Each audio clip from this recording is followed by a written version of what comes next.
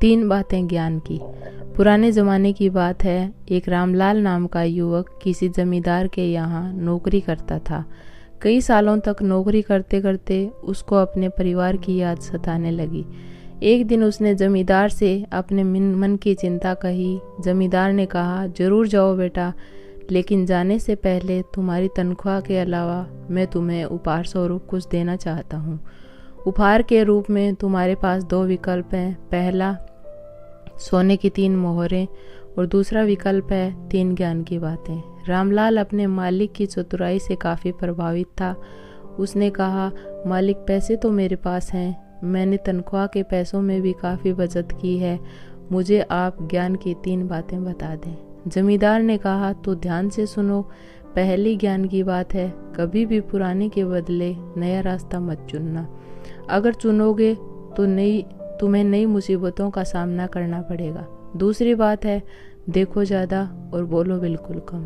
और ज्ञान की तीसरी बात है, कोई भी चीज़ करने से पहले अच्छी तरह सोच लो। ऐसा कहकर जमींदार ने उसे एक मोटी रोटी भी दी और कहा कि जब भी वह सचमुच खुशी महसूस हो तब तुम रोटी को तोड़ लेना। रामलाल जमींदार से विदा लेकर चल दिया। रास्ते में उसे दूसरे राहगीर मिले। उन्होंने रामलाल से कहा, हम तो छोटे रास्ते से आगे बढ़ेंगे, समय कम लगेगा। तभी रामलाल को जमींदार की कही बात याद आ गई। उसने कहा, नहीं, मैं तो इसी रास्ते से आगे जाऊंगा। यह कहकर रामलाल आगे बढ़ गया। आधे रास्ते आगे चलने पर उसने कुछ धमाके सुने। वह समझ गया कि उसके साथ चल रहे दूसरे लोग जो छोटे रास्ते से गए हैं, डकैतों के शिकार बन गए हैं। और कुछ समय आगे जाने पर उसको भूख लग गई थी। वह एक सराय में भोजन और आराम करने पहुंचा। उसे खाना परोसा गया। रामलाल को खाना कुछ अजीब लगा। उसने देखा कि उसको मांस परोसा गया था। उसने सराय के मालिक को डांटने फटकारने की बात सोची, लेकिन तभी जमींदार की कही दूसरी बात याद आ गई। उसने चुपचाप खाने के पैसे चुकाए और आगे बढ़ने लगा।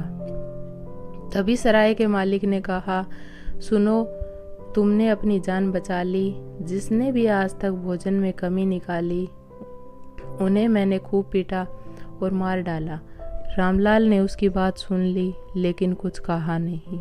शाम तक रामलाल अपने घर पहुंच गया। उसने देखा कि घर में उसकी पत्नी एक युवक के साथ हंस हंस कर बातें कर रही है।